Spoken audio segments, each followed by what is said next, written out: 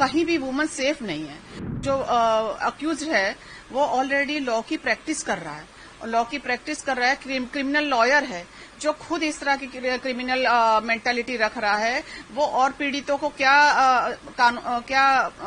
न्याय दिलवाएगा। दुष्कर्म करते हैं तो उनको तो सिर्फ फांसी से छोटी कोई सजा होनी ही नहीं चाहिए। अगर उस लड़की ने शादी के लिए मना कर दिया तो क्या उसके साथ गैंगरेप किया जाएगा? मैं राष्ट्रपति जी से यही निवेदन करना चाहती हूँ कि वहाँ की सरकार को बर्खास्त करें और वहाँ पर राष्ट्रपति शासन अब लगा देना चाहिए। उस स्टेट का आप अंदाज़ा लगा सकते हैं कि कितना खतरनाक है उस स्टेट में महिलाओं की स्थिति का होना। देखिए, कलकत्ता में जो 24 साल की लॉ कॉलेज की छात्रा जो थी, उसके साथ उसके ही मिलने वाले एक मित्र समझिए, उसने अपने और साथियों के साथ और सहयोगियों के साथ ब्रूटल रेप अंजाम दिया है।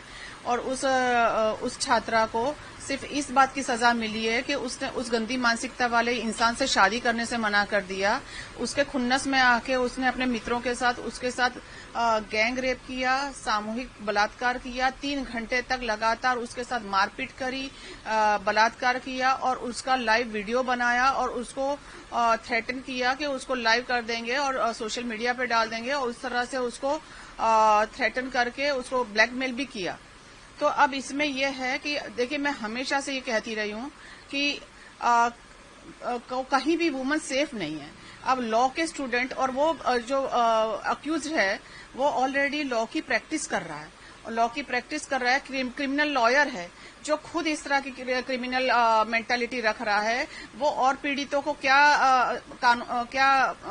न्याय दिलवाएगा, ये एक बहुत बड़ा सवाल है। और इस तरह की गंदी मानसिकता वाले, और मुझे तो लगता है कि हर प्रोफेशन में, डॉक्टर हो या लॉयर हो या किसी भी प्रोफेशन में, डिग्री देने से पहले आप जब एक डिग्री देते हो, प्रोफेशनल डिग्री सारे इंस्टीट्यूट देते हैं, तो वो डिग्री देने से पहले उस इंसान या उस स्टूडेंट के चरित्र का भी एक सर्टिफिकेट लगना चाहिए। जो ऐसे लगता तो है लेकिन फॉर्मली लगता है, वो ऐसे ही साइन करके दे दिया जाता है, लेकिन बाकायदा एक ऐसी हर बड़े इंस्टीट्यूट में इस तरह की टीम होनी चाहिए कि वो पहले उसका वो पता करे कि वो किस तरह की मानसिकता है, उस पर इस तरह के गंदे कोई इल्जाम नहीं लगे हैं या कुछ इस तरह की गतिविधि में वो इन्वॉल्व नहीं रहा है, उसके बाद उसको डिग्री देनी चाहिए। क्योंकि ये डिग्री लेके फिर समाज में खुले घूमते हैं और उसके पंजे में, उसके शिकंजे में कितने पीड़ित लोग जो सही में बहुत तकलीफ में होते हैं और अपने पैसा खर्चा करके इन प्रोफेशनल्स के पास जाते हैं। तो जो खुद ही इस तरह की मानसिकता वाला होगा वो किसको क्या न्याय दिलाएगा।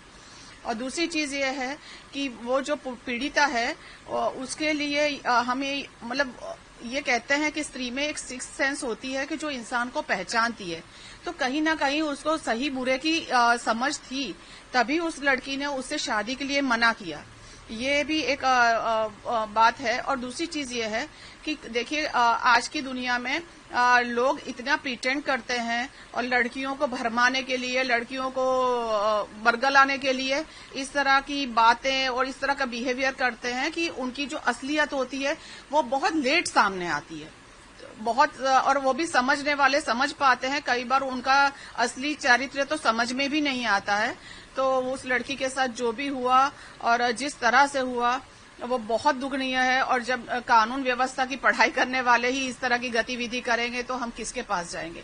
आज वही लॉयर बनेंगे, कल वही जज बनेंगे और वही हमारे जीवन के फैसले तय करेंगे। हमारी जीवन मृत्यु, हमारे कैद या कितने साल की सजा होनी है, या क्या आप आरोपी हो नहीं हो, या आपको जामीन मिलनी है कि आपको छोड़ देना है, वो ये तय करेंगे। इनके हाथों में कितने लोगों का जीवन होगा, ये आप सोचिए। तो ऐसे जो अक्यूज होते हैं, स्पेशली मैं ये कहती हूँ कि जिनका समाज में एक स्थान होता है, चाहे वो नेता हो, चाहे डॉक्टर हो, चाहे प्रोफेशनल्स किसी तरह के हो, लॉयर हो, उनके ऊपर तो एक आम आदमी से ज्यादा कड़ी सजा होनी चाहिए। क्योंकि वो पढ़े लिखे हैं, वो सारी कानून, सारे कायदे जानते हैं कि हमारे देश में किस चीज की क्या सजा होती है। उसके बावजूद इस तरह के दुष्कर्म करते हैं तो उनको तो सिर्फ फांसी से छोटी कोई सजा होनी ही नहीं चाहिए। सर, जो 25 जून को घटना हुई है कोलकाता में, मैं उसकी कड़ी निंदा करती हूँ। वो एक घोर अपराध हुआ है।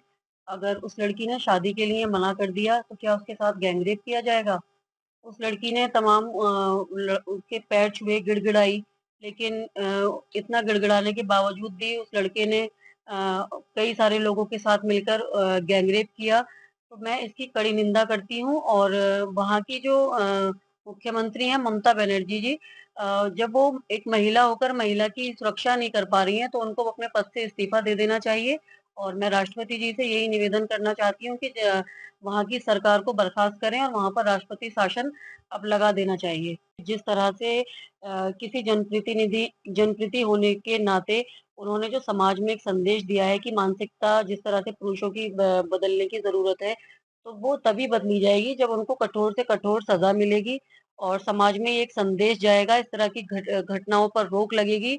और मैं बस यही निवेदन करना चाहती हूँ कि जितने भी जनप्रतिनिधि हैं, उनको सोच समझकर भाषण देना चाहिए, क्योंकि इससे समाज में पॉजिटिव एक संदेश जाता है और लोग जब हम अपने जनप्रतिनिधि को पसंद करते हैं, तो हम उसके हर संदेश को फॉलो करते हैं। तो ऐसे जनप्रतिनिधियों को सोच समझकर एक संदेश देना चाहिए और ऐसे लोगों के खिलाफ सरकार को कठोर से कठोर कार्रवाई करनी चाहिए। अपराध तो पूरे देश में हो रहा है, उसमें कोई दो राय नहीं है। महिलाओं के विरुद्ध अपराध हर स्टेट से रिपोर्ट होते हैं, बट जब एक इंस्टीट्यूशन में जैसे कॉलेज में या मेडिकल कॉलेज में, हॉस्पिटल में ऐसी खबरें आती हैं तो और ज़्यादा घबराने की बात है कि कई बार तो बहाना दिया जाता है कि दूर दराज की बात है, रिपोर्ट नहीं हुई। ये तो ऑर्गेनाइज है, यहाँ पर तो बहुत अच्छी सिक्योरिटी होनी चाहिए। जब यहाँ हो सकता है तो उस स्टेट का आप अंदाज़ा लगा सकते हैं कि कितना खतरनाक है उस स्टेट में महिलाओं की स्थिति का होना।